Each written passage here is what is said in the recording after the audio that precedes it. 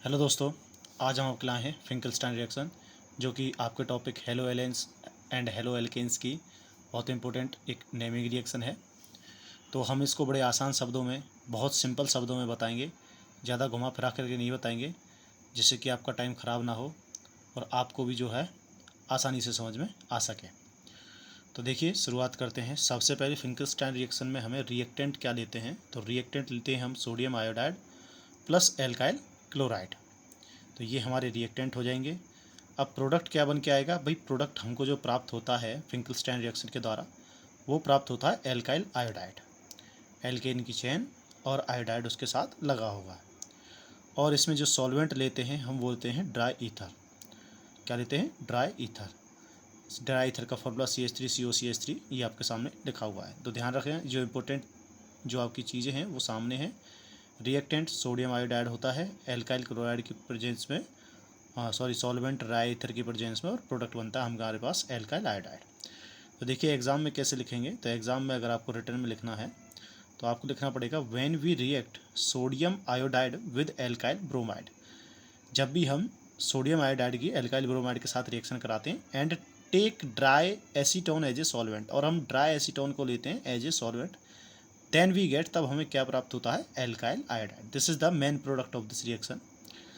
मतलब जब भी हम when we react sodium iodide with alkyl bromide और ड्राई एसीटोन हम एक सॉल्वेंट के रूप में लेते हैं, तब हमको एल्काइल आयोडाइड प्राप्त होता है। अब देखिए इसमें नोट है। नोट क्या है कि जो ड्राई एसीटोन है ना, वो रिएक्ट करता है सॉल्वेंट की तरह भी और एज ए ड्राइंग एजेंट की तरह भी। इस रिएक्शन के लिए वो सॉल्वेंट की तरह भी रिएक्ट करता है और ड्राइंग एजेंट की तरह भी रिएक्ट करता है। तो रिएक्शन कैसी हमारी? तो देखिए सबसे पहले हम लोग को लेना है सोडियम आयोडाइड। तो सोडियम आयोडाइड हमने ले लिया NaI, और इसकी रिएक्शन कराई एल्काइल ब्रोमाइड यानी कि CH3Cl, ठीक है, मिथाइल क्लोराइड के साथ। किसकी प्रेजेंस में? ईथर ले लिया हमने, ड्राई ईथर ले लिया as a reactant, as a solvent. और रिएक्शन कराने के बाद आपको पता है पॉजिटिव नेगेटिव से आप आसानी से करा सकते हो। ये पॉजिटिव, ये नेगेटिव, ये पॉजिटिव, ये नेगेटिव, आयंस एक्सचेंज हो जाएंगे और हमारे पास जो प्रोडक्ट बन के आएगा वो आएगा CH3I यानी कि मिथाइल आयोडाइड, जो कि हमारा मेन प्रोडक्ट है मिथाइल आयोडाइड। यही हमको चाहिए था, मिथाइल आयोडाइड, ठीक है। और हमको मिलेगा NaCl।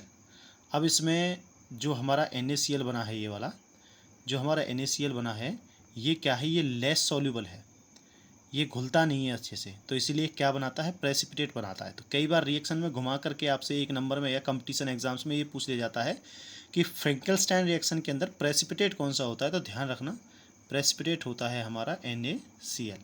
ये है हमारा प्रेसिपिटेट। ध्यान रखना, ये एक एक नंबर के क्वेश्चंस के पॉइंट ऑफ व्यू से बता रहा हूँ मैं आपको। दूसरा, उसके बाद नोट दूसरा ये है कि भाई एरोमेटिक क्लोराइड जो होते हैं, do not give this reaction. Aromatic chloride do not give this reaction. Aromatic chloride के अंदर ये रिएक्शन नहीं होती। मतलब कि आप यहाँ पर बेंजाइल क्लोराइड लगा दोगे और उसकी सोडियम आयोडाइड के साथ रिएक्शन करोगे तो ये रिएक्शन होगी नहीं। क्यों नहीं होगी? क्योंकि हेलोजन पर जब भी बेंजीन रिंग पर जब भी कोई हेलोजन हमारा जुड़ा होता है, तो आपको पता है उस हेलोजन पर पार्शली डबल बॉन्ड आ जाता है। किसके कारण? रेजोनेंस के कारण। भाई आपको पता है रेजोनेंस में जो है डबल बॉन्ड घूमता है, और एक समय ऐसा आता है कि थोड़ी समय के लिए पार्शली हेलोजन जो होता है हमारा वो डबल बॉन्डेड हो जाता है।